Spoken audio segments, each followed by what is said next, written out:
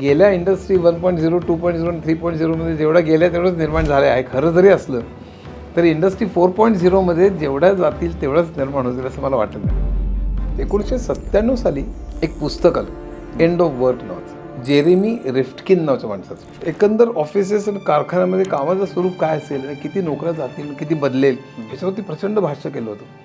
त्या रिफ्टकिनच्या पुस्तकाने इतका धुमाकूळ घातला की लोकांना मी सगळंच यंत्र करतील त्यावेळेला कम्प्युटर फार वाढलेलं नव्हतं, मी AI बद्दल फारच नव्हतं अजिबात. लोकांना वाटत पुन्हा सगळ्या नोकऱ्या जाणार, पण त्यावेळेला पुन्हा जेवढ्या गेल्या तेवढ्याच नोकऱ्या निर्माण झाल्या.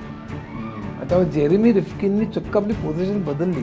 2013 साली मात्र इंडस्ट्री 4.0ची घोषणा झाली. त्यात आर्टिफिशियल इंटेलिजन्स ही सगळ्यात प्रामुख्याची टेक्नॉलॉजी आणि त्याच्याबरोबरच big data, augmented reality, virtual reality, IoT आणि IIoT म्हणजे इंटरनेट ऑफ थिंग्स आणि industrial internet of things, blockchain, 5G, cloud computing अशी सगळ्या टेक्नॉलॉजीज त्यावेळेला 8 टेक्नॉलॉजीज त्याच्याबरोबर आल्या. पुन्हा लोक असेच आर्ग्यू करायला लागले, आज सुद्धा करतायत कित्येक लोक की काही नाही जेवढे जातील तेवढेच निर्माण होतील, पण मला स्वतःला मात्र वाटत नाही तसं.